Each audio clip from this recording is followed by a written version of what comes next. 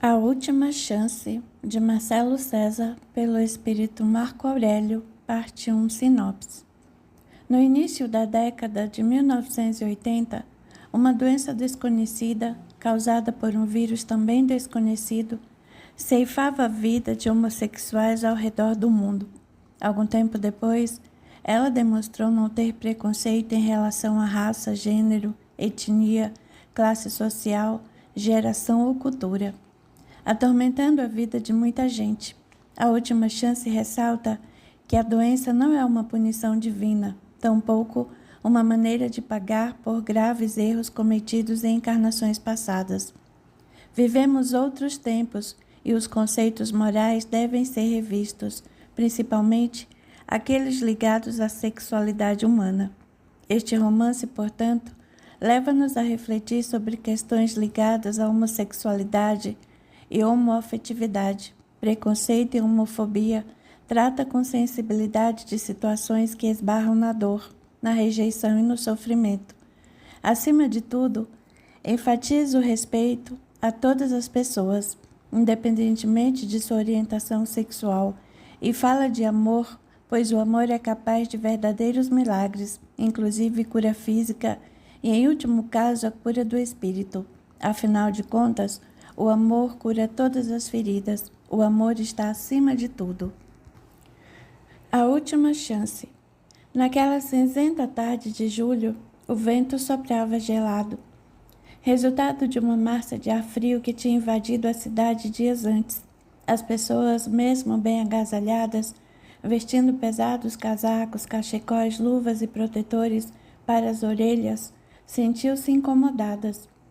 Alguns tentavam defender-se do inimigo invisível cobrindo o rosto. Outros preferiam entrar num bar, numa padaria, num local fechado e esperar a ventania diminuir para seguirem adiante. Sérgio estava completamente alheio a tudo, inclusive ao frio. Seus pensamentos estavam tão distantes, tão embaraçados, tão dispares, que ele mal sentiu o vento frio e gelado tocar-lhe a face. Ele havia esperado e era chegada a hora de saber. Chegou a crer que sufocaria de ansiedade até o dia do resultado. Por essa razão, procurou naqueles dias manter a cabeça distante. Aproveitou as férias escolares de julho, ele era professor, e resolveu passar alguns dias no Rio de Janeiro, porquanto a clínica lhe informara que o resultado do exame não sairia em menos de 10 dias. Na cidade maravilhosa, ele contava com Cláudio, cuja amizade crescera e se solidificara havia alguns anos. Eles eram amigos de longa data.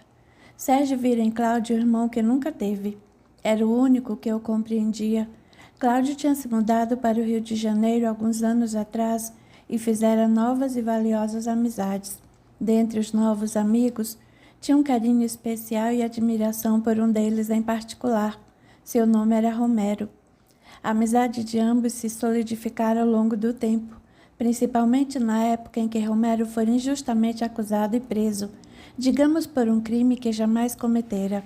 Dissipada a nuvem negra que pairava sobre a vida de Romero, ele e seu companheiro Mozart pretendiam concretizar o sonho de viverem juntos.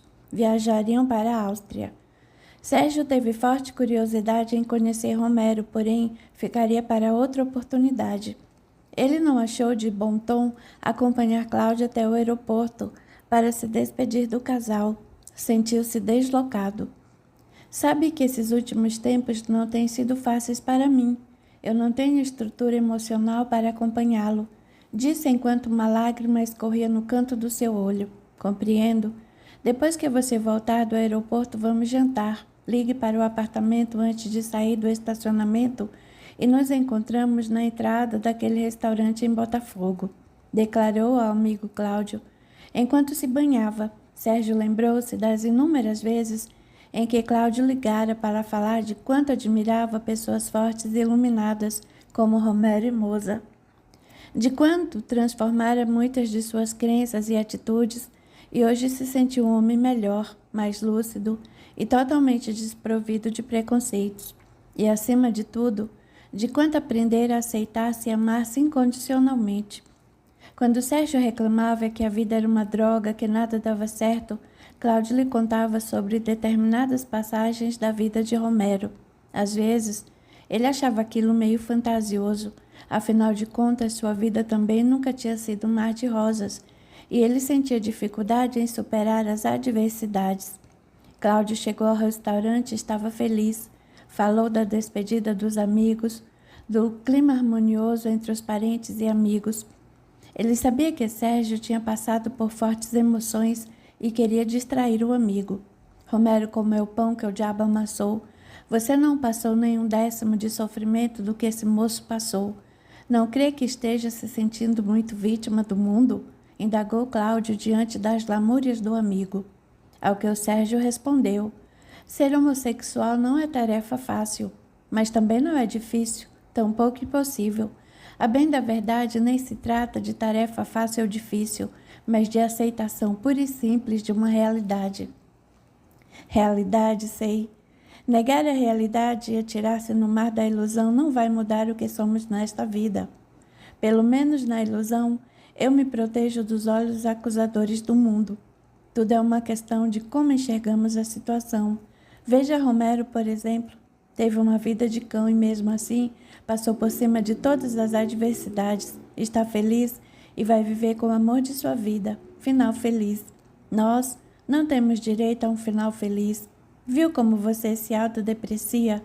Até mesmo depois de lhe contar a saga do meu amigo de conversar anos a fio, tentando fazer você entender que a homossexualidade não tem nada a ver com bandidagem ou marginalidade, que é apenas uma característica, uma tendência do ser humano, perfeitamente natural, que nada afeta nosso caráter e nada nos diminui como seres humanos, você ainda insiste em se colocar para baixo.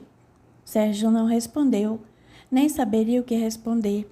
Sempre viver um grande conflito em relação à sua homossexualidade. Também não estava com vontade de tocar mais no assunto. Cláudio iria tentar convencê-lo, pela enésima vez, sobre o lado positivo de ser gay, como se ele próprio acreditasse que existisse algum.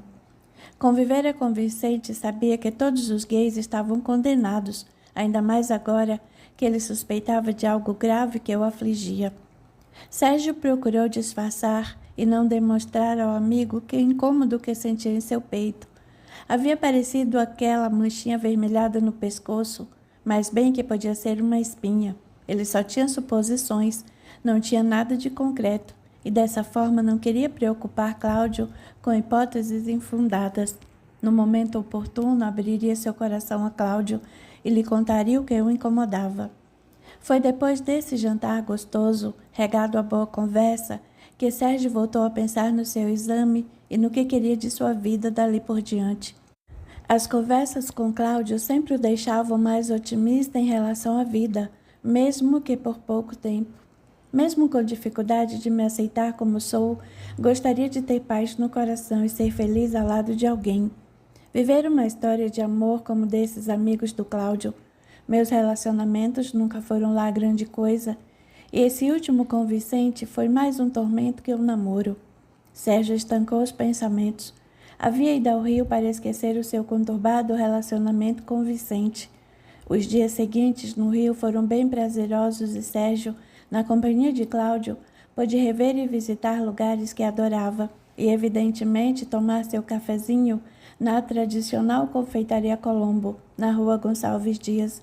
Ritual esse que ele cumpria toda vez que passava pelo centro da cidade. Cláudio percebeu que algo não ia bem, que Sérgio estava impaciente com alguma coisa, entretanto, preferiu aguardar que ele manifestasse seu incômodo. Eles se conheciam há tantos anos e Cláudio tinha certeza de que, se Sérgio precisasse de ajuda, não hesitaria em procurá-lo. Estou pronto para qualquer resultado, disse para si, tentando convencer-se de que era forte enquanto sorria para a imagem do Cristo Redentor. De volta à capital paulista, Sérgio repetiu a mesma frase ao entrar no prédio do laboratório, não muito longe de sua casa. Ele entrou no prédio e uma simpática recepcionista o atendeu. Em que posso servi-lo? Vim pegar o resultado do meu exame. A recepcionista esboçou um sorriso agradável e baixou os olhos para uma prancheta à sua frente. Seu documento de identidade, por favor. Sérgio sacou a carteira do bolso do casaco. Abriu-a de maneira brusca e todo o seu conteúdo esparramou-se pelo chão. Desculpe, tornou ele. Estou nervoso. A recepcionista meneou a cabeça para cima e para baixo e nada disse. Ele recolheu os documentos e os colocou na carteira. Pegou a identidade e a entregou à mocinha. Ela conferiu o documento e em seguida lhe entregou um cartão. O senhor pode se dirigir até o fim do corredor, dobre à esquerda e entregue esse cartão a uma das atendentes. Logo em seguida, receberá o envelope com o resultado. E dependendo do resultado, o senhor poderá ser chamado para conversar com um de nossos médicos. Obrigado. Sérgio percebeu uma gota de suor escorrer-lhe pela testa, mas se manteve firme. Afastou-se e caminhou em direção ao corredor. Suas pernas falsearam por instantes. Ele respirou fundo, soltou o ar e assegurou para si. Tudo está bem. É só um resultado de um exame, horas. Enchendo-se de coragem, ele dobrou o corredor e entregou o cartão a outra recepcionista, que de simpática não tinha nada. Ela estava sentada com as pernas cruzadas, lixando suas compridas unhas vermelhas, e nem se deu o trabalho de levantar a cabeça. Em vez de uma palavra, ela bufou, como se Sérgio estivesse atrapalhando o polimento de suas unhas. De má vontade, pegou o cartão, talvez como sempre fazia durante o dia todo, por anos até, e virou-se de costas para ele. Ela passou a vasculhar um monte de envelopes numa grande caixa de madeira e de lá tirou um envelopinho branco. Voltou para o balcão e o entregou a Sérgio. Ela resmungou qualquer coisa que Sérgio nem fez questão de entender. Tem uma marca no envelope. Precisa aguardar e passar com o Dr. Solano. Ele vai demorar? Ela não respondeu. Sentou-se na cadeira e continuou a lixar as unhas. Sérgio tremeu um pouco. Nesse instante, sua cabeça parecia estar oca. Ele não pensava em nada, nenhum pensamento de conforto, tampouco de tristeza. Era como se estivesse num vácuo, numa dimensão paralela. Pegou o envelope branco lacrado e viu uma marca no canto superior. Não vou passar com médico algum, dane-se, disse para si. Em seguida, dobrou o corredor. A atendente nada simpática fez ar de mofa. Ele vai ter de voltar. Sérgio estugou o passo e logo ganhou a rua. O vento frio ainda açoitava os pedestres. Ele mal se importou, sentindo a boca seca, parou num bar e pediu uma garrafinha de água. Sorveu o líquido com vontade e tremenda rapidez. Depois pagou a conta e saiu. Algumas quadras adiante, ele parou em uma linda pracinha, rodeada de algumas árvores, poucas flores por conta do frio, e 2 bancos de cimento. Sentou-se num deles. Mal se importou com o gelado do banco. Preciso saber o resultado. Não aguento mais tamanha expectativa. Sérgio disse isso e começou a abrir o envelope. Ele suspeitava que talvez pudesse estar infectado pelo vírus HIV, aquele vírus danado que enfraquece o sistema imunológico e abre caminho para a pessoa dar de cara com um punhado de doenças. Aquela mancha vermelha no pescoço era indício claro de que se tratava de algo preocupante, e a conflituosa história afetiva que vivera até pouco tempo apontava para o resultado positivo em seu exame de sangue. Além do quadro desolador, o clima de tensão causado pela doença naqueles anos era o pior possível. Os pacientes lotavam os hospitais e muitos nem eram atendidos, morrendo nos corredores. Eram centenas de mortes todos os dias. Não havia tratamento adequado para combater o vírus. A cura ou sua possibilidade eram coisas impossíveis, algo surreal.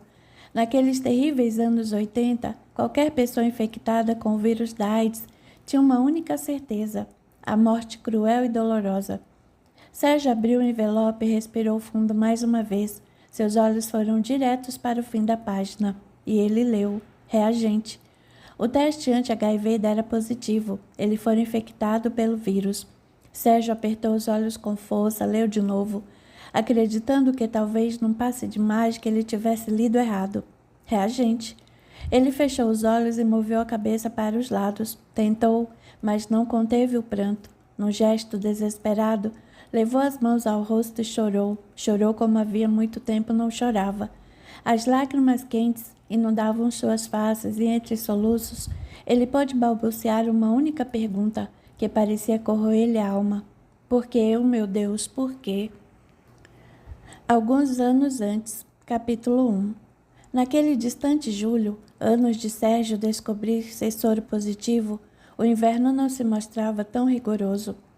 Os dias gelados eram intercalados com dias de calor, conhecidos como veranicos, o que amenizava os efeitos da massa de ar frio que vinha do sul. As pessoas não estavam interessadas nas oscilações de temperatura, estavam animadas com as noites dançantes, embaladas por músicas alegres e que convidavam todos a correr até uma discoteca, influência causada pelo filme Os Embalos de Sábado à Noite, estrelado pelo ator John Travolta. Em qualquer lugar do mundo, as pessoas faziam para assistir ao filme e em qualquer parte do globo. Naquele ano, o programa noturno tornara-se um só, dançar numa discoteca, imitando os passos que o ator fazia no filme, fosse em Tóquio, Nova York, Paris, Rio, Salvador ou São Paulo. As discotecas cresciam num ritmo alucinante em todo o país e a nova novela das 8, Dancing Days, ajudava a alimentar o desejo de qualquer pessoa, fosse de qualquer classe social, de ir a uma boate dançar até não poder mais, divertir-se a valer, tal qual os inesquecíveis personagens daquela novela que havia se tornado um fenômeno de audiência em todo o país. Roberto não tinha idade para ir a uma discoteca. Tinha 17 anos de idade, e sua aparência delicada e traços finos faziam-no aparentar cerca de 15 anos. Na sua cidade natal, Jundiaí, a 40 minutos da capital paulista, havia uma casa noturna desse tipo. O jovem até pensou em falsificar sua carteira de estudante, mas sua carinha de anjo não o ajudava a entrar numa boate. Ele também tinha medo de sair sozinho. Imagine encontrar aqueles brutamontes do colégio pelo caminho, apanhar de novo, ser chamado de bichinha na frente de desconhecidos. Não, definitivamente. Roberto iria esperar pela maioridade. Quem sabe fizesse novas amizades e então teria coragem para sair à noite. Por enquanto, era melhor ficar em casa, ouvindo música e dançando sozinho pelo quarto. Roberto era o filho caçula de Otávio e Helena. Eliana, sua irmã, era 10 anos mais velha e estava casada. Morava em São Paulo com o marido e uma filha pequena. Ricardo, 11 anos mais velho do que ele, havia se graduado recentemente em engenharia química e passado num concurso.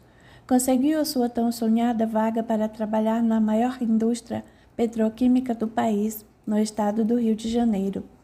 Roberto era filho temporão, viera de maneira inesperada, literalmente fora de hora. Otávio até pensou na possibilidade de aborto, mas Helena, religiosa convicta, embora fosse temente ao marido, sempre concordando com tudo o que ele dizia, dessa vez emitiu um de seus raríssimos nãos. Foi categórica. Vou ter esse filho. Como tem certeza disso? Não acha que está muito velha para parir? Perguntava-lhe o marido com desdém, conforme a barriga da esposa crescia a olhos vistos. Afinal, Otávio não era um homem de fé, era descrente. Tivera uma vida dura e afirmava constantemente nunca ter visto o dedo de Deus nos momentos mais difíceis de sua jornada.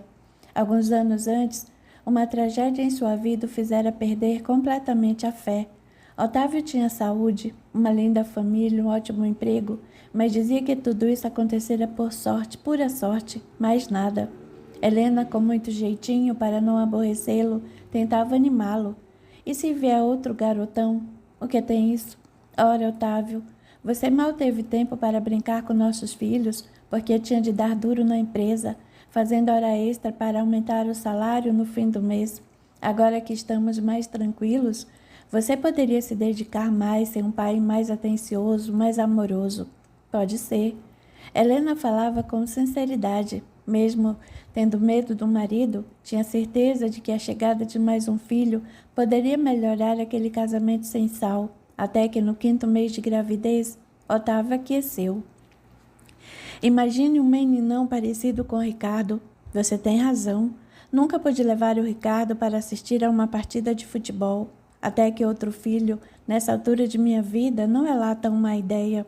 Assim, de maneira doce e cativante, transmitindo ao marido ideias positivas acerca do novo rebento, Helena foi serenando a mente do marido turrão. e Otávio passou inclusive a curtir o barrigão da esposa. A gestação correu tranquila e o casamento pareceu melhorar um pouco. Helena sentia-se feliz. Era como se estivesse vivendo uma fase boa de seu casamento, como anos atrás, quando tudo parecia perfeito, até que aquela tragédia. Helena empurrou os pensamentos com as mãos. Isso faz parte do nosso passado. Quero esquecer o que aconteceu, disse para si num tom muito triste. Não quero que meu filho sinta minha tristeza, pensou, enquanto acariciava seu barrigão. Meses depois, Roberto veio ao mundo. Logo a família e os amigos o chamavam carinhosamente de Beto. Roberto tinha sido um bebê adorável, bonito, cabelos alourados e levemente encaracolados, olhos verdes expressivos e vivos. Otávio era fascinado pelo filho, o que causava certo ciúme em Ricardo, naquela época um garoto de pouco mais de 11 anos de idade. Entretanto, Ricardo sentia forte vínculo com o irmão, tinha adoração sem igual pelo pequeno Beto. Eliana ajudava a mãe e adorava cuidar do irmão e brincar com ele. Ela também sentiu um amor muito grande pelo irmãozinho. Por um tempo, a família pareceu feliz e sem atritos ou conflitos. Era como se fizessem parte daquelas propagandas de margarina que estamos acostumados a ver na TV, onde a família é feliz e sorri o tempo todo, 24 horas por dia. Helena chegava até a se emocionar quando viu Otávio largado no chão brincando com o filho. Ela lembrou-se do início de seu casamento, de uma fase muito feliz de sua vida, mas a vida era regada de surpresas e um balde de água fria caíra sobre a cabeça do casal. Passou-se muito tempo até Otávio digerir o ocorrido. Agora, quem sabe, Deus os estava recompensando por tanta dor e sofrimento. Era hora de voltarem a ser felizes. Os problemas, se assim podemos apontar, começaram quando Roberto completou 2 anos de idade. O menino apegou-se em demasia a uma das bonecas de Eliana e arrastava o brinquedo para cima e para baixo. Otávio olhava o garoto de soslaio e reclamava com Helena. Não estou gostando nada disso. Meninos não brincam de boneca. Ele é uma criança, Otávio. E daí? Beto não sabe distinguir o que é brinquedo de menino e o que é de menina. Para ele tanto faz uma boneca, um carrinho ou um peão. Tudo é brinquedo. Otávio largou o jornal que estava lendo e aproximou-se do filho. Pegou-o no colo e Roberto o abraçou com carinho e beijou na face. Papai querido. Otávio emocionou-se. Adorava aquele garoto. Talvez até mais do que os outros 2 filhos. Mas isso ele jamais poderia admitir. Afinal de contas, ele acreditava que um pai deve amar igualmente todos os filhos, nem mais nem menos. E embora tentasse igualar seus sentimentos, sentia por Roberto um amor especial, o mesmo sentimento que sentira por Otacílio. Ao lembrar-se daquele nome, Otávio sentiu um frio na espinha. Desesperado, abraçou o filho e sussurrou em seu ouvido: Papai tem um presente para você. Imediatamente, ele arrancou a boneca das mãos de Roberto, atirou-a longe e depositou em suas mãozinhas uma bola de futebol. Vamos jogar com o papai? Ele botou o menino no chão, encostou a bola nos pés e gritou: Chuta! Os lábios de Roberto começaram a tremer e ele logo abriu o maior berreiro. Apontava para a boneca caída no canto da sala. Minha boneca! Quero minha boneca! Otávio empalideceu. Seu rosto transfigurou-se e ele perdeu as estribeiras. Agarrou o garoto pelos ombros e o sacudiu com violência. Filho meu, não brinca de boneca. Isso é coisa de maricas. Falou naquele tom explosivo e jogou o menino sobre o sofá. Helena veio correndo da cozinha e abraçou seu filho, que chorava sem parar. Tamanha a violência e o choque com que o pai o havia tratado. Xi, meu pequeno, mamãe está aqui para protegê-lo. Roberto grudou-se no pescoço da mãe e chorou copiosamente. Helena era uma boa pessoa, mas tinha muito medo de Otávio. Infelizmente, mesmo com tão pouca idade em seu íntimo, Roberto sabia que a mãe, mesmo o amando acima de tudo, não era e jamais seria seu porto seguro. Não me deixe sozinho. Conforme os anos foram passando, Otávio distanciava-se mais e mais do filho. Roberto cresceu um menino lindo e saudável. Adorava brincar com os meninos e meninas da rua em que morava. Por uma questão de afinidade e até sensibilidade, dava-se melhor com as meninas. As brincadeiras, às vezes brutas, dos meninos não o agradavam. Ricardo vivia namorando e, pela diferença de idade, mal se relacionava com o irmão caçula, agora com 7 anos de idade. Ricardo queria saber de sair com as garotas e, naturalmente, tinha pouco contato com o irmão. Eliana, uma mocinha de quase 18 anos, procurava dar-lhe toda a atenção do mundo. Entretanto, veio o preparatório para o vestibular e ela, nesse período, não pôde dar tanta atenção ao irmão como vinha dando até então. Roberto começou a se sentir só, muito só. O primeiro xingamento de rua ninguém esquece. Infelizmente, a taxa de ocorrência é maior entre garotos delicados na postura e que demonstram aparente fragilidade e certa delicadeza nos gestos. A cabecinha de Roberto não conseguia entender a distância e o tratamento cada vez mais seco do pai. Não imaginava que a distância de Eliana era porque sua irmã adorada precisava dedicar-se de corpo e alma aos estudos para ingressar numa universidade pública e alcançar sua independência. Ou mesmo que Ricardo estava numa idade entre os hormônios estavam em ebulição e ele só queria saber de sair com as garotas, mais nada. Na cabeça de Roberto, as pessoas dentro de casa estavam se afastando porque ele era diferente, meio esquisito. Isso. Ele sentia-se diferente dos demais meninos da sua rua, até mesmo dos coleguinhas da escola. O menino foi crescendo e não tinha gosto em jogar bola, não gostava de se meter em brigas. Era garoto estudioso, educado. Era muito novo para entender sobre homossexualidade. Para Roberto tudo era natural, até o dia em que ele chegou em casa esbaforido e com o uniforme da escola sujo de terra. Parte da camisa estava rasgada e seus olhos estavam inchados de tanto chorar. Helena aproximou-se e o abraçou. "O que foi, meu pequeno?" "Bateram em mim na saída do colégio", respondeu ele com a voz embargada. "Por que fariam uma coisa dessas com você, meu filho?" "Chamaram-me de gayzinho." As lágrimas escorriam sem parar. Helena abraçou o filho com força. "Mas você não o vê? Isso que falaram? Não ligue para esses garotos. Eles não sabem o que estão dizendo. Tem um grupo de meninos mais velhos e mais fortes que me odeia, mãe.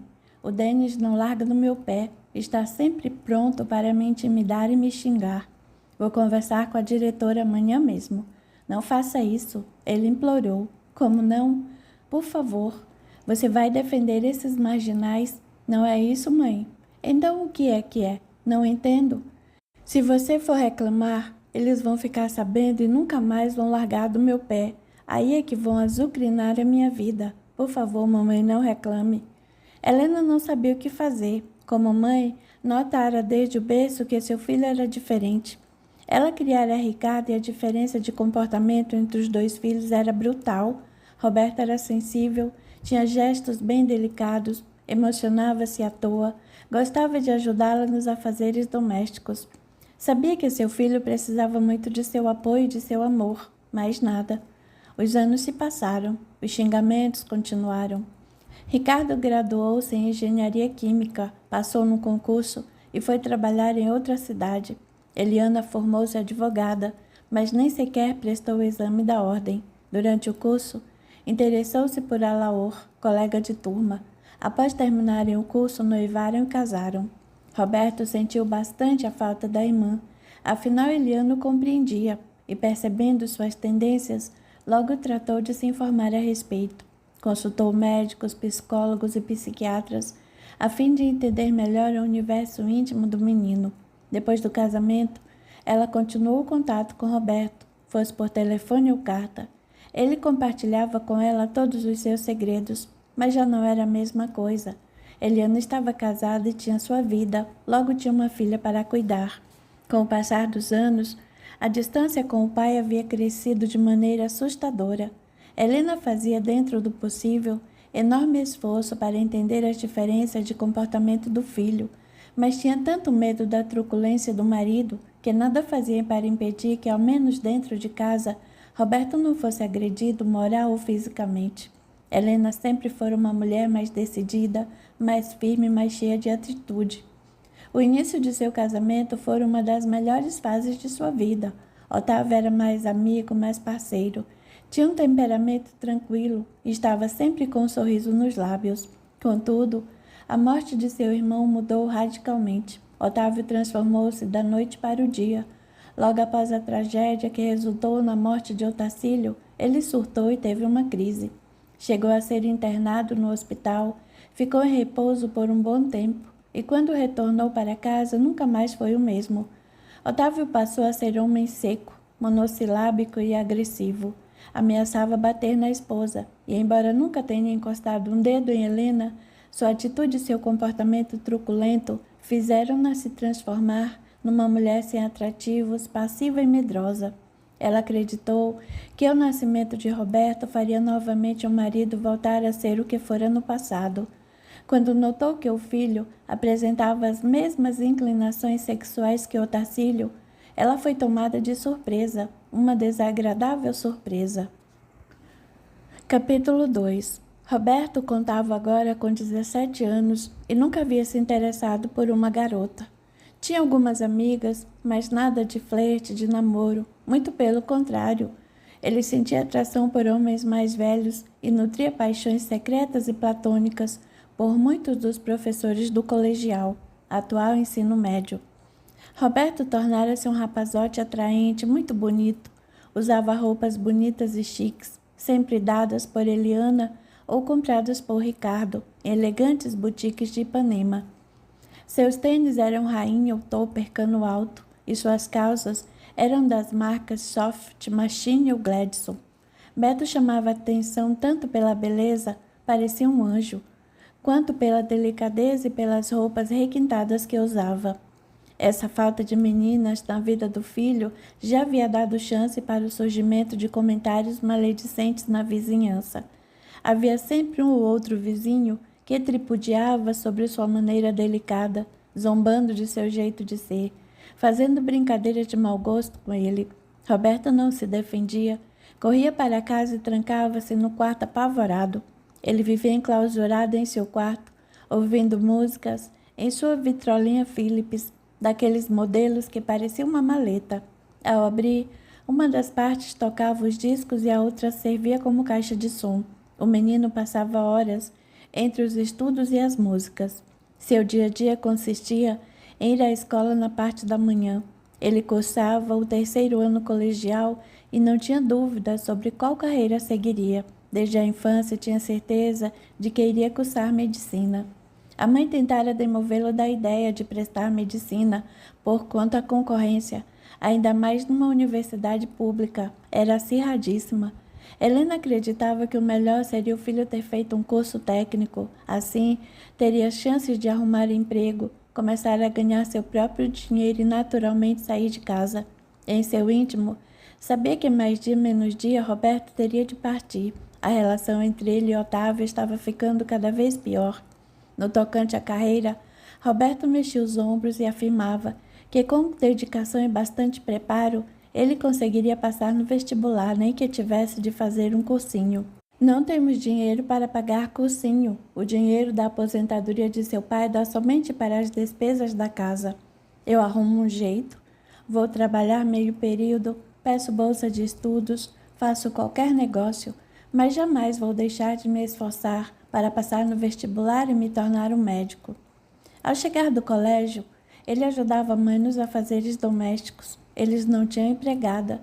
Depois subia para o quarto e ouvia suas músicas, estudava para as provas e descia 1 hora antes da novela das 8, religiosamente de segunda a sábado, a fim de ajudar a mãe no preparo do jantar. As férias escolares no meio do ano chegavam ao fim e Roberto aproveitava para gravar suas músicas prediletas em fitas cassetes e ouvir programas de rádio que teciam comentários acerca da novela. Roberto era fã incondicional e não perdia um capítulo sequer. A confusão se estabeleceu de vez naquela casa justamente durante um dos intervalos do capítulo de Dancing Days. Roberto era apaixonado pela novela e estava feliz, porquanto ela começara justamente durante as férias escolares. Ele poderia dormir até tarde e passar o dia escutando as músicas do folhetim que as rádios tocavam à exaustão. As trilhas sonoras da novela ainda não tinham sido lançadas, e Eliana mandara da capital a trilha sonora do filme Os Embalos de Sábado à Noite, que Roberto tocava na sua vitrola ininterruptamente, todo santo dia, sem falar nas cantorias de discoteca que ele tanto adorava e idolatrava. Otávio mal dirigia a palavra ao filho. Contudo, após se aposentar, passara a beber acima da média. Ao notar os gestos delicados do filho, nasceram condenados ao fracasso e à tragédia. Com esse tipo de pensamento, martelava-lhe a mente constantemente. Otávio preferia a companhia da bebida para anestesiar a mente e ter um pouco de paz.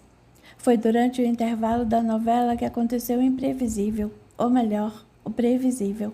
Roberto, vá buscar mais uma garrafa de cerveja no bar. Ele nem sequer desgrudou os olhos da telinha. Agora não, pai. Assim que acabar a novela, eu dou uma corrida até o bar da esquina.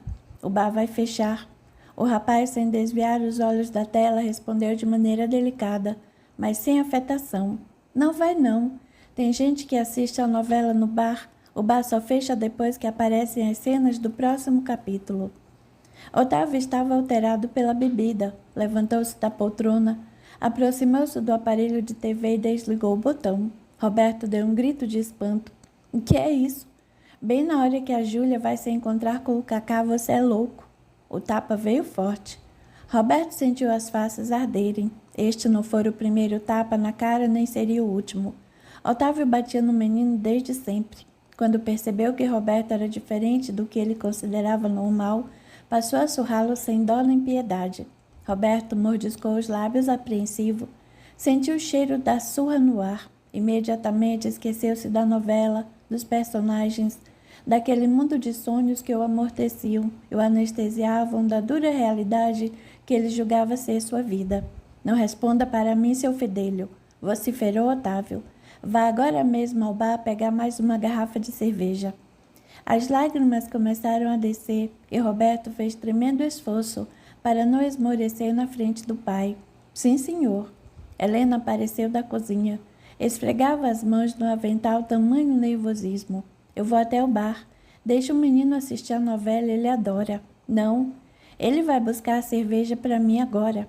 Roberto encarou a mãe com olhos de súplica, mas Helena nada fez. Ela tinha medo de discutir com o marido e também de levar uma surra.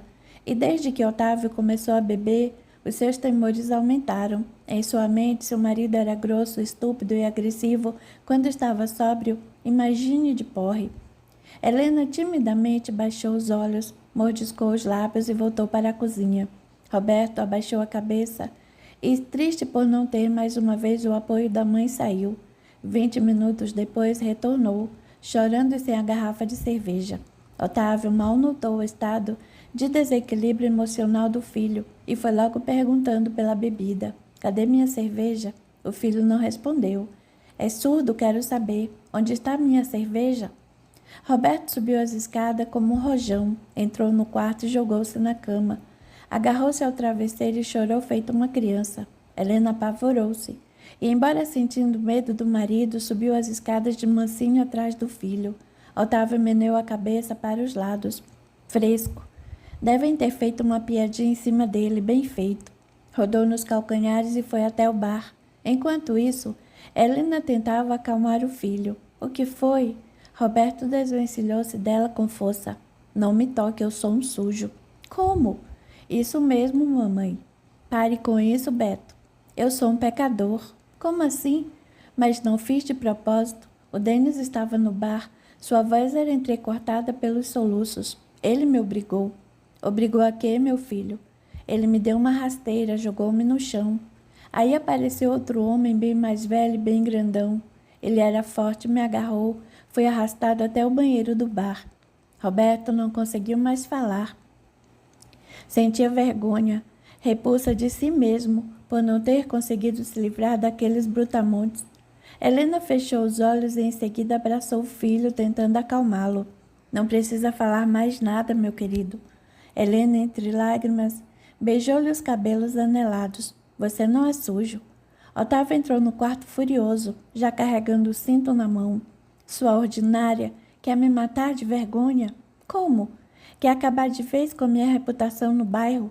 Já não chega o que passei com o Tacílio? Como? Do que está falando, papai? Você merece levar uma sova. O que foi que eu fiz? Ainda pergunta? mas engrosse a voz para falar comigo. Helena, assustada e com medo, timidamente interveio. Não implique com o garoto. Não fale de Otacílio, não vê que ele... Otávio aproximou-se e lhe deu um tapa no rosto que a fez rodar e cair sobre si. Otacílio era meu irmão, e eu posso falar seu nome. Você não. Esse menino é a encarnação do demônio. Não chega o sofrimento pelo qual passei por conta de meu irmão. Agora vem você querer sujar minha reputação e fazer de minha vida um tormento. Roberto não sabia o que dizer. Nunca ouvira falar no nome Otacílio. Sua mente não conseguia concatenar os pensamentos. Ele correu a acudir a mãe, que estava sentada no chão, chorando e passando a mão sobre a região do tapa que levara. Otávio continuava fora de si. Você criou uma menina, isso sim. Não sou uma menina, gritou Roberto. Pare de me chamar assim. Eu fui motivo de chacota lá no bar, tornou Otávio. Motivo de chacota. Eles abusaram de mim, pai. Eu fiquei preso no banheiro e o Denis, mas aqueles brutamontes me forçaram. Não tive culpa. Não teve culpa. Como não teve culpa? Otávio vociferava. Uma espuma branca escorria pelo canto de seus lábios, tamanha fúria. Ouça, meu filho, implorava Helena, tentando se levantar e se recompor do tapa. Eu não tenho nada para ouvir. Por favor. A voz de Helena era melíflua. Otávio estava se tornando uma pessoa intratável. A bebida estava acabando com ele, com ela e com o casamento. Outra espuma branca de ódio formou-se no canto de sua boca. Você é um anormal. Não sou. Choramingou Roberto. Anormal, gritou. Não fale assim comigo, pai. Se soubesse que tinha nascido torto, eu tinha mandado matá-lo. Bem que eu tinha sugerido o aborto, mas Helena não me ouviu. Se tivesse me ouvido, estaríamos livres dessa aberração e eu não teria de passar outra vergonha na vida. Quanta desgraça por conta de um irmão e de um filho anormais. Helena chorava copiosamente no canto do quarto, mesmo ouvindo tantas sandices, não tinha coragem de enfrentar o marido, ainda por cima nervoso daquele jeito. O seu instinto maternal deu alerta, mas ela não tinha forças para enfrentá-lo. Otávio estava fora de si, precisava descer a linha em cima do filho. Ele mal continha a raiva que sentia de Roberta ou mesmo de Otacílio. Em sua mente vinham cenas da tragédia que modificara sua vida. Por favor, não bata no nosso filho, pediu Helena de maneira tímida e levantando os braços para não levar outro tapa. Nosso filho, vociferou ele. Seu filho, isso sim. Roberto não é meu filho. Eu o odeio, entendeu? As lágrimas escorriam insopitáveis pelo rosto de Roberto. O rapazinho não sabia o que fazer. Sentia uma vontade grande de orar, mas nada. Enquanto ele fechava os olhos, Otávio continuava com seus impropérios. Como chamar de filho esse ser que só me causa desgosto? Esse ser que nem sei ao certo se é homem ou mulher. Esse pervertido que pratica obscenidades na esquina de casa, bem baixo do meu nariz. Eu não fiz nada, pai, eu juro. Helena interveio. Não escute seu pai. Ele não está falando coisa com coisa. Otávio nem quis saber. Empurrou violentamente Helena para o lado, levantou a fivela e desceu o cinto sobre o corpo frágil e acuado de Roberto, sem dó nem piedade. Outra surra, que doía por fora, porém machucava muito mais o menino por dentro. Capítulo 3. O telefone tocava insistentemente. Sérgio foi acordado aos poucos. Havia chegado da discoteca quando os primeiros raios de sol esparramavam-se sobre a cidade. Ele revirou-se na cama de um lado para o outro. Colocou o travesseiro sobre a cabeça para diminuir o impacto irritante do som da campainha em seus tímpanos, mas o telefone não parava de tocar. Ele foi se arrastando até a beirada da cama e sentiu algo sólido, porém macio e peludo, deitado ao seu lado. Ele passou o braço por cima do rapaz que dormiu ao seu lado, esboçou um sorriso e alcançou o telefone. Alô? Dormindo até agora?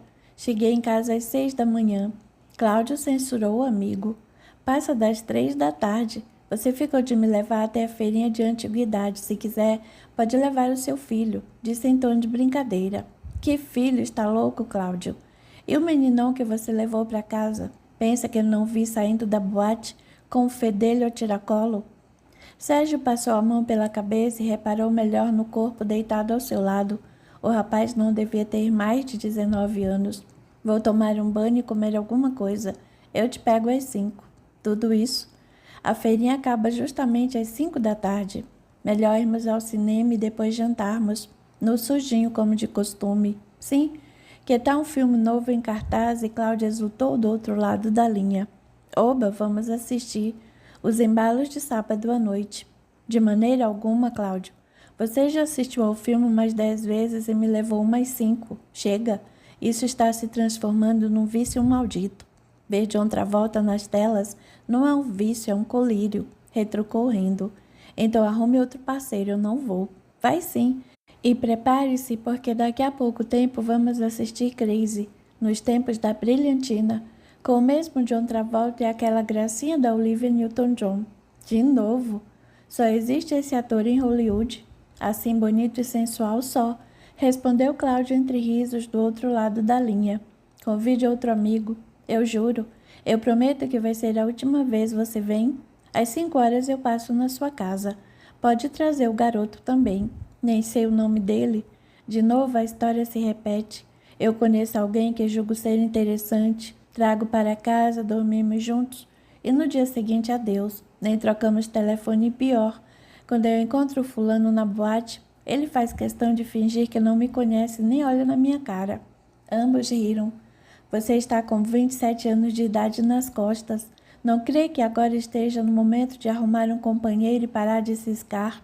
Olha quem fala. Sorriu Sérgio. Mas eu sou diferente de você. Não quero saber de compromisso por hora.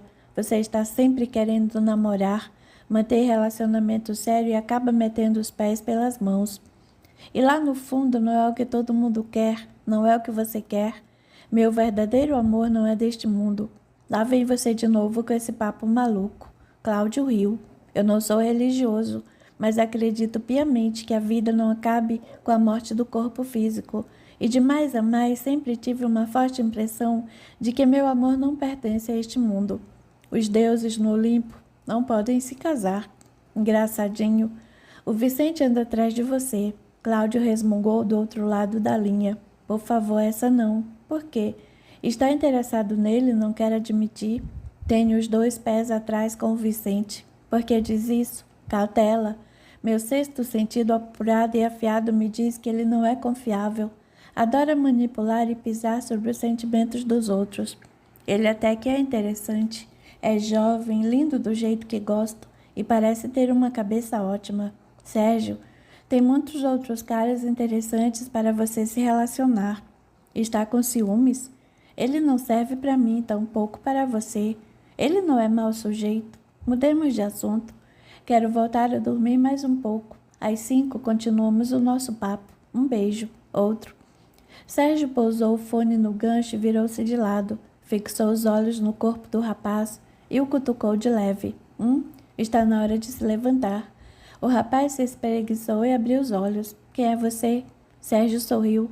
Sou o rapaz que você convidou para passar a noite. Eu? É, na boate ontem à noite. Quer dizer, nesta madrugada. Boate. Encontramo-nos na medieval, esqueceu-se? Eu bebi muito. Não me lembro de nada. Melhor tomar um banho para refrescar. Se quiser, depois poderemos almoçar e... O rapaz fez sinal com as mãos, endireitou o corpo na cama, deu de ombros e, enquanto caminhava em direção ao banheiro, redarguiu. Nada de almoço ou de saídas diurnas. Não quero saber de compromisso. Tudo bem, mas não gostaria de me conhecer melhor? Afinal, passamos a noite juntos, tivemos intimidades e... O rapaz o cortou seco. Pode parar com esse discurso. Na verdade, só estava de olho em você. Menos mal. Fiz uma aposta com meus amigos de que iria seduzi-lo. Aquilo pegou Sérgio de surpresa. Acreditava que ultimamente as pessoas andavam bem superficiais, mas esse garoto havia extrapolado. Sérgio sentiu-se uma mercadoria ganha num leilão. Nem sabia o que dizer. Está feliz? Balbuciou. O rapaz respondeu com ar de mofa. Mais um para eu adicionar ao meu caderninho de conquistas. Sérgio meneou a cabeça para os lados. Estava cansado desse tipo de envolvimento tão superficial. Havia prometido para Cláudio e para si mesmo que não mais sairia acompanhado de boate. Entretanto, A promessa durava somente alguns dias. Chegava sexta-feira e já na badalada medieval, Sérgio acabava cedendo aos encantos de algum jovem e, movido pelo desejo, arrastava-o para sua casa. Não, nem de longe, era o que sonhara parecia alguns anos antes. Sérgio havia passado dos 25 anos e não era mais um garotão, e percebia que as pessoas não queriam comprometimento, somente pura diversão. Naquela época, as pessoas não se preocupavam nem um pouco com que se deitavam, nem se importavam em sexo seguro. Aliás, o termo sexo seguro só surgiria após a descoberta do HIV. Neste ponto em que nos encontramos na história, no fim dos anos 1970, o risco corriqueiro de contrair alguma doença era muito pequeno, e as doenças sexualmente transmissíveis, geralmente gonorreia e até a temível sífilis, tinham cura. Sérgio era um homem experiente, havia assumido sua homossexualidade aos 17 anos, de uma forma triste e dolorida, como ocorre ainda com a maioria dos gays. Ele havia sido um garoto como outro qualquer, muito embora sua preferência por rapazes fosse percebida desde a mais tenra idade. Seus pais trabalhavam como caseiros num sítio em Maringá, no Paraná, e mesmo criado neste ambiente humilde, ele gostava muito de filmes. Com o dinheiro que ganhava do proprietário para realizar pequenos serviços, ele comprava ingresso para a matinê de domingo, geralmente mais barata. Ia sozinho assistir aos clássicos do cinema americano. Nem se importava com a distância entre o sítio e a cidade. Ia a pé e feliz para assistir a mais um filme e se entregar aos seus sonhos e desejos inconfessáveis.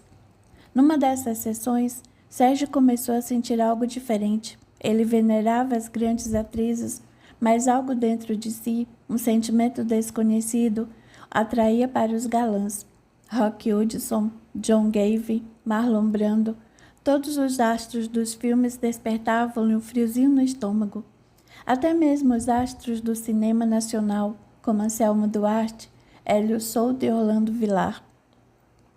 Sérgio saía do cinema sempre alegre, com vontade de ser o protagonista junto aos galãs.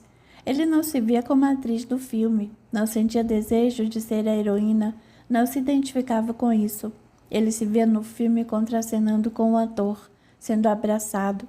Foi a primeira vez que se perguntou o porquê de sentir isso, porque sentia atração pelos astros e não pelas estrelas dos filmes. Por que não sentir atração pelas meninas na lavoura e sim sentir-se atraído pelos meninos? Quem poderia lhe ajudar nessas indagações de adolescente? Como discutir isso com sua mãe? O melhor mesmo era deixar de lado. Até que um dia um dos filhos do dono do sítio, por quem Sérgio tinha uma queda especial, emprestou-lhe um livro muito popular entre os garotos de sua faixa etária. Tratava-se do popular O que todo rapaz deve saber sobre sexo. Depois de completar 17 anos, ele se apaixonou pelo vizinho do sítio. Encontravam-se numa choupana escondida no meio da mata e amavam-se à exaustão. Sérgio foi flagrado pelo pai. A surra e a expulsão de casa foi o preço pago por ter se apaixonado por alguém do mesmo sexo. Sua mãe, penalizada com a situação do menino e que sempre desconfiara das tendências sexuais do filho, dera-lhe pequena soma em dinheiro, o suficiente para uma passagem de trem e uma refeição, e o endereço de uma prima de segundo grau, que tinha se mudado havia alguns anos para São Paulo. Envergonhado e humilhado pelos familiares, só lhe restou passar em casa, pegar algumas roupas e ir direto para a estação de trem. O vizinho, um rapaz solteiro e mais velho que Sérgio, fugiu para uma cidadezinha próxima. Reapareceu tempos depois casado e com um filho nos braços. Em São Paulo, Sérgio foi acolhido por Dona Carolina, uma senhora solteira sem parentes, que muito o ajudou. Pagou-lhe a faculdade de matemática e, com muita garra, ele se formou e decidiu dar aulas em escolas. Seu método de ensino era tão bom que logo um dos maiores e melhores colégios particulares da cidade não hesitou em contratá-lo a peso de ouro. Sua dedicação era extrema e grande era o carinho e admiração que recebia de seus alunos e demais professores. Tempos atrás, Dona Carolina faleceu, deixando seu apartamento no centro da cidade e mais uma gorda poupança de herança para Sérgio. Isso lhe assegurava uma vida tranquila, juntando o excelente salário ganho no colégio. Havia terminado um namoro de 3 anos no fim do ano anterior. Seu companheiro, na onda da liberação sexual que corria solta, foi embora do país com um rico casal que morava em São Francisco, nos Estados Unidos, considerada a capital gay do mundo ocidental. Desiludido, Sérgio passou a frequentar alguns bares e boates da cidade, onde acabou por se envolver com alguns rapazes, sempre mais novos que ele, mas nada de grande importância. Não havia muito interesse em relações duradouras naquela época. Sérgio não se ligava muito nisso, não que fosse um puritano, pois quando a coisa apertava ele ia direto a uma casa de banho, num bairro tranquilo e residencial perto do centro. Com alguns dias de férias, Sérgio passou a ter mais tempo para esticar nas noitadas. Era sexta-feira e a noite de dezembro, quente e agradável, convidava todos para um passeio, uma dança. Sempre depois da novela das 8, é óbvio, pois Dancing Days estava quase no fim, e Sônia Braga nos fascinava com sua Júlia Matos, uma mulher sofrida e marginalizada, que deu a volta por cima, tornando-se rica e badalada, tentando desesperadamente ganhar o amor de sua única filha, interpretada na época pela adolescente já talentosa Glória Pires. Depois da novela, Sérgio se aprontou para uma saída. Iria à tradicional Homo Sapiens, ou HS, conhecida boate gay no centro da cidade. Era perto de casa e ele poderia ir a pé, mas a insistência de Cláudio para irem até a medieval, boate badaladíssima e transada na região dos Jardins, fez com que ele mudasse de planos. E foi na tal boate badalada que Sérgio deparou com um rapaz que acabara de deixar sua casa. Não trocaram telefone, talvez nem mais se olhassem na cara, caso voltassem a se esbarrar numa noite qualquer. Afinal, esse era um tipo de código entre muitos gays que não queriam saber de compromisso. Conheciam-se, iam para a cama e no eventual encontro adiante fingiam não os conhecer.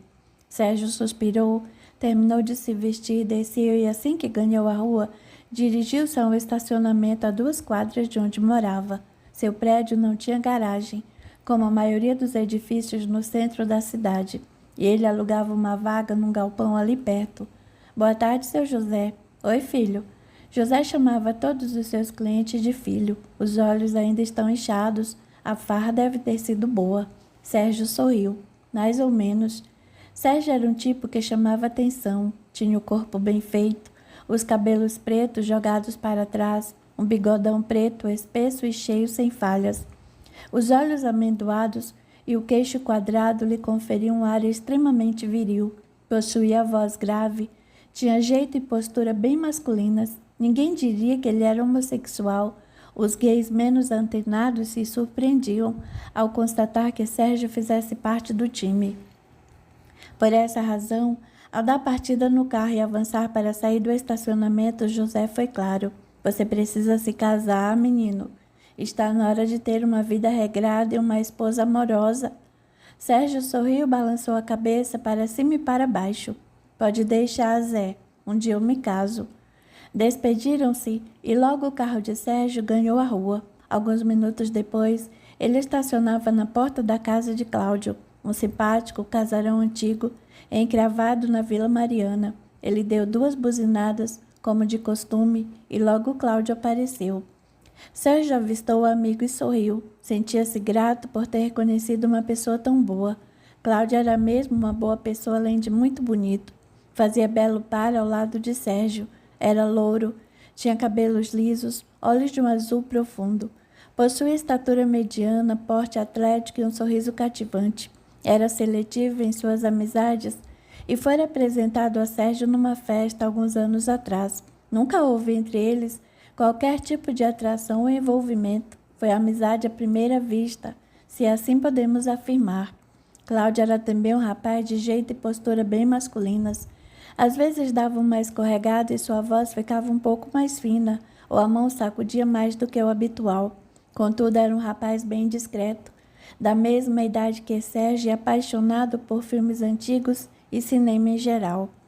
Sérgio devia todo o seu conhecimento de atores, atrizes, filmes e outras peculiaridades do cinema ao amigo Cláudio.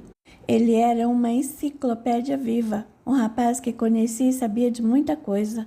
Cláudio tinha mesmo bastante cultura, crescera amando as artes em geral. Contudo, não era rapaz religioso, embora tivesse tido uma formação católica. Pela sua condição homossexual, Cláudio perguntava-se desde cedo o porquê de ser, ou sentir-se daquela maneira. Afinal, se vivemos somente uma vida, por que diabos não viemos ao mundo de maneira semelhante? Porque temos de nascer brancos, negros, orientais, porque nascemos e vivemos em classes sociais distintas, porque alguns têm tudo e outros não têm acesso a nada, nem mesmo às condições básicas de vida, porque alguns morrem muito cedo e outros morrem numa idade bastante avançada, porque alguns nascem heterossexuais e outros homossexuais. Essas perguntas martelavam sua cabeça desde cedo, e Cláudio tornou-se uma espécie de espiritualista independente e autodidata.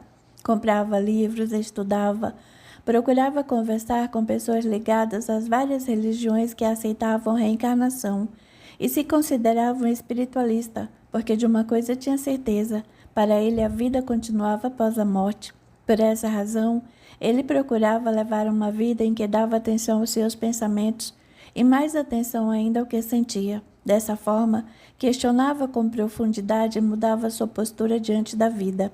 Procurava ser uma pessoa justa e acreditava viver essa condição a fim de rever sua posição em relação ao preconceito. Cláudio não aceitava, como algumas correntes religiosas e até doutrinárias apontavam, que viera ao mundo nessa condição pelo fato de ter sido muito mal ou que estivesse pagando pelos seus pecados aqui na terra, de forma alguma. Acreditava que havia nascido assim porque precisava experimentar uma nova maneira de se relacionar e, acima de tudo, aprender a nunca mais ser preconceituoso com nada e ninguém. Ele sorriu e abriu a porta do carro do amigo. Entrou e logo seu perfume Lacoste invadiu o interior do veículo. Esse perfume é a sua cara, Cláudio. Eu sei. Por que não experimenta outros? Não tenho vontade. Creio que nunca vou deixar de usar esse perfume. Você e suas manias. Combina com meu jeito de ser, e a química com minha pele deixa esse cheiro agradável no ar. Sedutor de Araque, brincou Sérgio. Nem tanto. Devolveu sorridente como de hábito. Bem disposto, como sempre. Claro, tenho uma vida tão boa. Por que deixaria de sorrir e estar bem disposto? Porque também temos muitos espinhos no caminho. Cláudio fez ar de mofa. Está triste de novo? Sim. E até já sei o que aconteceu. Nem preciso pegar a minha bola de cristal, ele sorriu. O rapaz de ontem acordou, banhou-se e ainda riu com desdém quando você pediu-lhe o telefone. Isso mesmo. Outra frustração. Você leva tudo muito a sério, Sérgio. Precisa mudar sua postura, algumas atitudes. Você sai com o primeiro que lhe dá um sorriso. Precisa ser mais seletivo e com mais calma. Não é fácil, mas também não é difícil. E é por essa razão e só por essa que vou deixar de ver o John Travolta para conversarmos. Ele consultou o relógio. Vamos beber, comer e conversar. Sérgio sorriu e agradeceu. Você é mais que um amigo, é meu irmão. Ligue esse carro e vamos logo.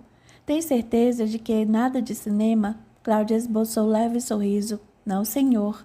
Direto para o sujinho. Vamos sentar na nossa mesa de costume, pedir a nossa bisteca e muita cerveja. Só para começar, porque você deve estar morrendo de fome e temos de conversar. Só você me entende. Sempre serei seu amigo, você sabe disso. Os olhos de ambos brilharam emocionados. Jamais o recriminarei. Sérgio concordou com a cabeça, mesmo que fosse um dos locais preferidos de Cláudio. Também gostava muito desse simpático restaurante. Estava quase um dia sem comida.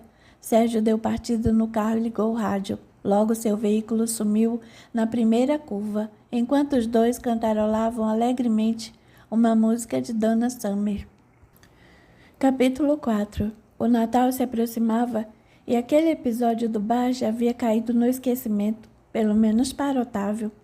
Nos momentos em que se lembrava do ocorrido, ele se atirava na bebida e esquecia rapidinho da vergonha que sentiu pelas obscenidades cometidas por aquele filho torto, que nunca deveria ter nascido.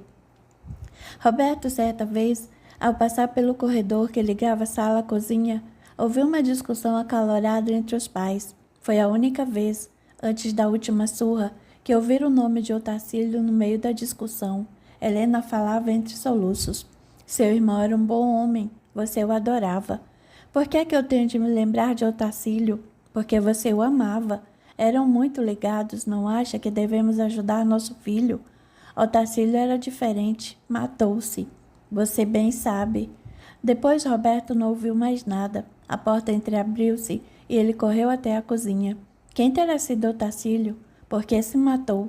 Perguntou intimamente para si. O jovem não se esqueceu, e talvez nunca mais iria se esquecer, daquele triste episódio em sua vida. Após aquela surra, ele passou a ser mais introspectivo e só não cometeu uma loucura, porque Eliana lhe escrevia palavras de consolo, carinho e encorajamento. E havia acontecido também algo inusitado naquela noite. Depois de apanhar, cansado e com o corpo cheio de hematomas, Roberto logo adormeceu. Sonhou que estava num lugar que lhe era bastante familiar. Sorriu ao ver uma mulher de braços estendidos para ele. Beto, quanta saudade! Ele estugou o passo e correu em direção àquele espírito de aparência cândida. Abraçou-a com afeto. Gina, quanto tempo!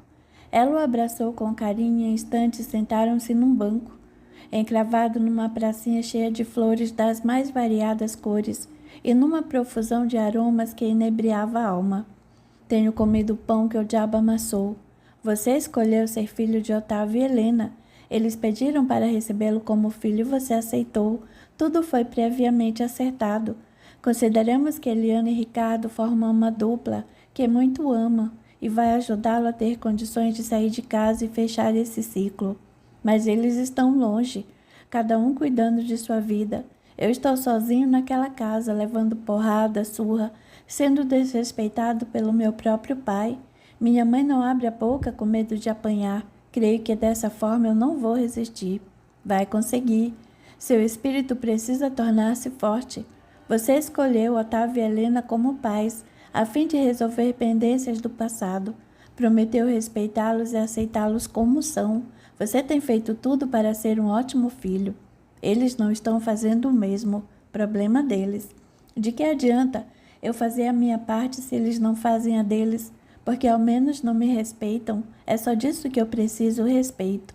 De certa forma, talvez agora eles não enxerguem o tesouro que é tê-lo como filho. Com o tempo, e estamos falando de eternidade, eles vão mudar suas crenças e atitudes.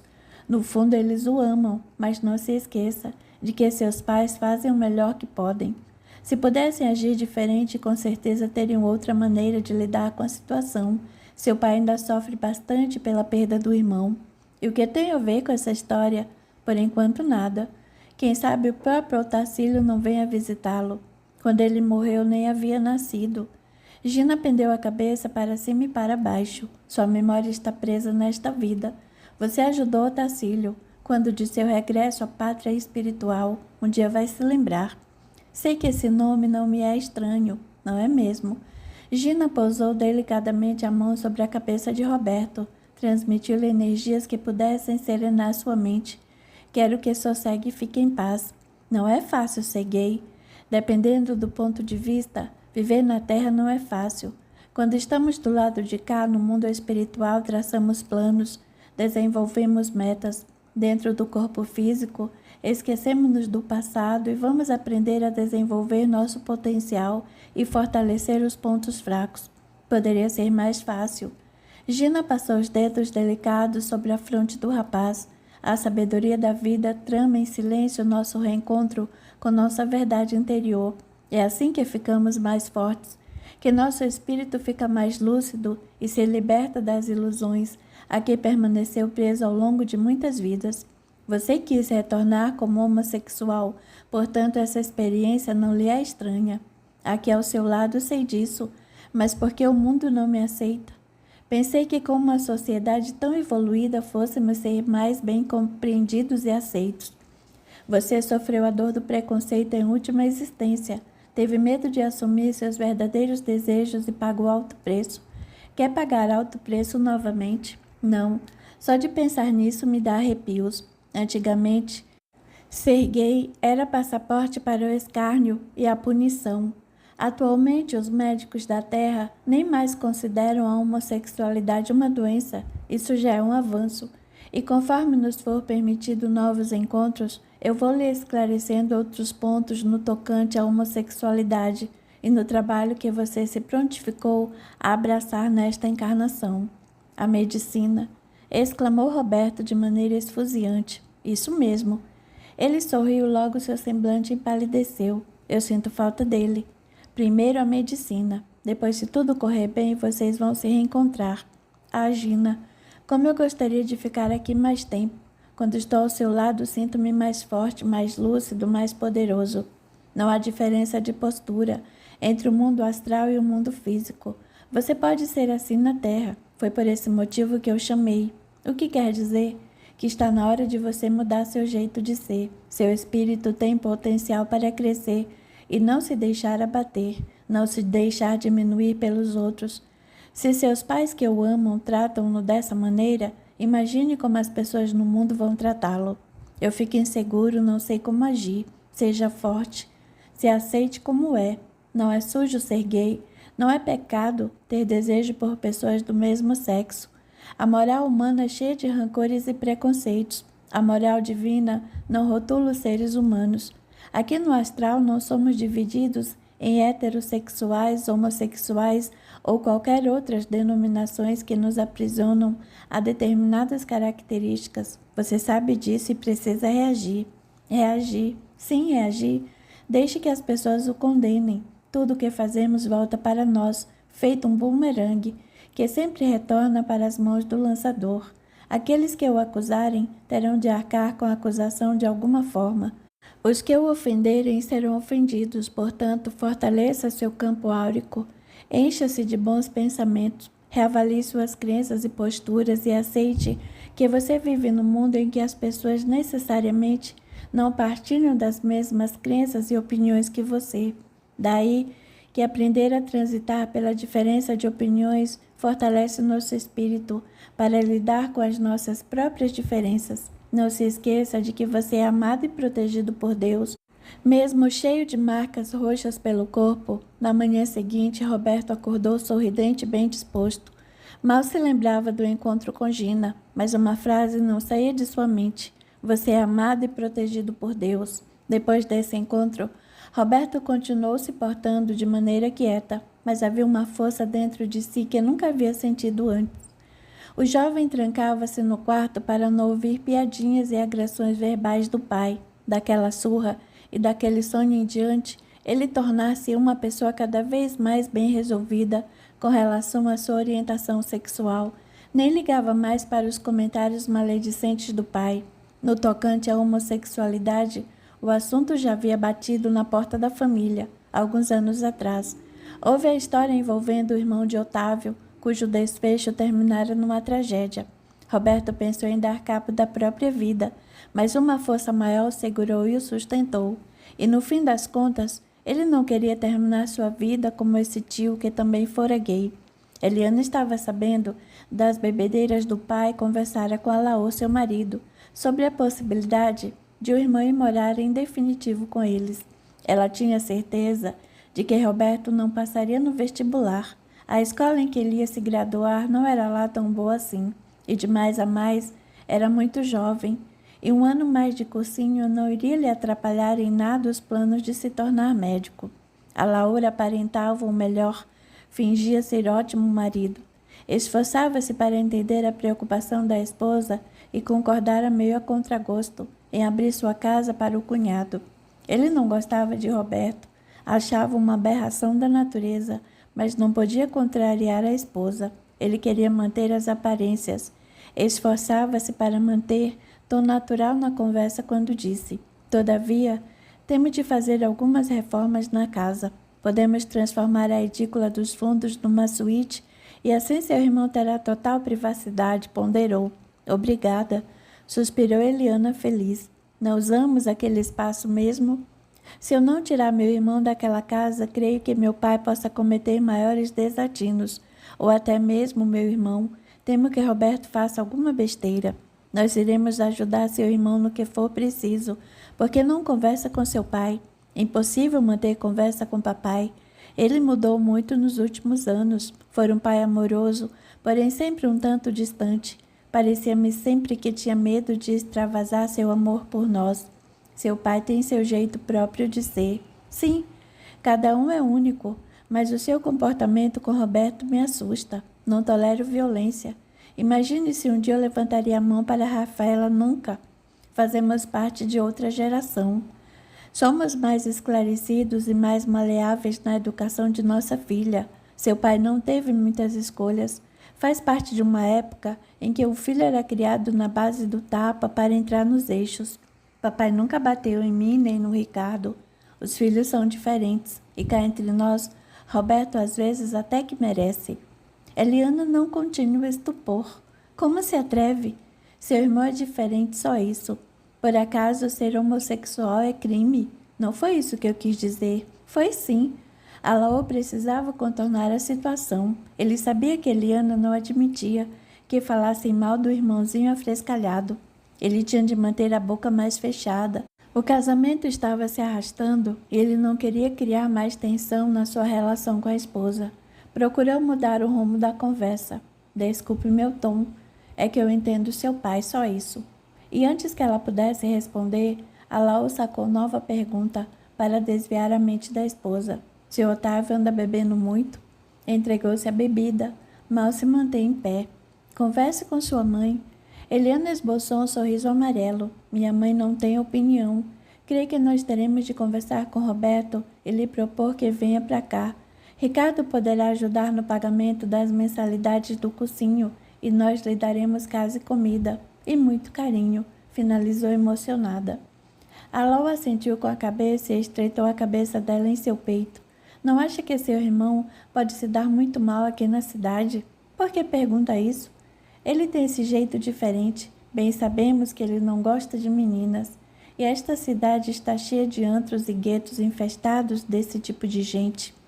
São pessoas marginalizadas e cheias de ódio no coração. Eliana desvencilhou-se dos braços do marido. Não podia acreditar no que estava ouvindo. Como pode dizer uma coisa dessas? Teremos de manter vigilância cerrada em cima do Beto, só isso. Creio que meu irmão, somente pelo fato de ser homossexual, seja um marginal. Porque essa mania de achar que todo gay é ruim. Não. Eliana não cabia em si tamanha ira. Falar mal de Roberto ferir-lhe a alma. Você está sendo preconceituoso. Alaô precisava desconversar, pois não estava gostando nem um pouco do rumo que a conversa estava tomando. Não suportaria outra discussão. Você não entende o que eu falo. Defende seu irmão com unhas e dentes. Só não quero que ele se perca na vida. Ele é garoto, é novo. Sabe que pode cair em tentação e seguir facilmente para o mau caminho. Meu irmão é íntegro, tem bom coração. Não creio que se enverede por um caminho torto. Alaô riu com desdém. Para que caminho torto se Roberto já é torto? Eliana não se conteve, e quando percebeu, sua mão já havia descido sobre uma das faces do marido. Alaô passou a mão sobre a face vermelha, e era isso que ele queria, de maneira inconsciente. Nunca mais encoste o dedo em mim, pois da próxima vez você vai se ver comigo. Desculpe. E ainda defende a não violência? Não foi por mal. Você desrespeitou meu irmão. Se continuar defendendo seu irmão e batendo no marido, vai me perder. Estamos vivendo uma rotina sem igual. Ambos andamos estressados. Vamos dar uma volta, tomar um sorvete, comer uma pizza. Eu vou, mas sem você. Alaô falou, rodou nos calcanhares, passou pelo hall, pegou as chaves do carro e quando saiu, bateu a porta de casa com força. Rafaela começou a chorar no quarto. Eliana ainda estava aturdida com toda a desarmonia que ali se instalou. Dalva, uma empregada, de estatura baixa e encorpada, de coração boníssimo, aproximou-se. Eu escutei tudo, querida. Fique aqui na sala, recomponha-se. Eu subo e faço a Rafaela dormir de novo. A pequenina deve ter se assustado com o barulho da porta batendo. Obrigada, Dalva, respondeu Eliana envergonhada. A empregada subiu e logo o silêncio se fez. Alguns minutos depois, Dalva desceu. Rafaela voltou a dormir. Parece um anjinho. Eliana sorriu. Que bom. Espero que ela não tenha escutado. Embora pequena, Fico com medo de que ela se impressione negativamente por conta dessas discussões. Ela não percebeu nada. Sabe que é muito amada. Eliana abaixou a cabeça e as lágrimas começaram a correr. Não sei o que fazer, Dalva. A Laura está ficando cada vez mais estúpido. Nosso casamento não vai bem há muito tempo. Eu percebi. Estou nessa casa desde que Rafaela nasceu. É gritante a mudança de comportamento e de tratamento de seu marido. Eu me casei porque gostava dele. A Laura era divertido, brincalhão, inteligente, boa companhia. Pareceu-lhe o marido ideal. Sim. Desculpe me intrometer, mas você o ama? Eliana mordiscou os lábios. Confesso que não. Nem quando o conheceu. Preciso ser sincera com você e, acima de tudo, comigo mesma. Eu nunca amei a Laura de fato. Eu simpatizei com ele e tínhamos afinidades. Talvez isso seja amor. Não sei ao certo. Eu cresci lendo romances, idealizando uma fantasia de amor, acreditando que um dia o príncipe encantado apareceria e me levaria montado em seu cavalo branco para o seu castelo. Dalva sorriu. Todas nós sonhamos com príncipes, cavalos brancos e castelos, mas o amor existe, mesmo sem todo esse cenário romântico que idealizamos. Acredita no amor? Sim, e você ainda vai sentir esse sentimento. Do jeito que anda nosso casamento, não creio que esse seja o sentimento que você é capaz de nutrir por Alaor. A gente nunca sabe quem poderá aparecer no nosso caminho. Por que diz isso? Dalva levantou-se. Enquanto caminhava para a cozinha, tornou. Vou lhe trazer um chá de cidreira para tomar antes de se deitar. Pelo jeito, seu Alaor não vai chegar tão cedo. Dalva, o que você disse sobre o meu caminho? Perguntou intrigada. A vida nos arma muitas ciladas. A gente nunca sabe quem vai aparecer e bater na porta de nossa casa amanhã.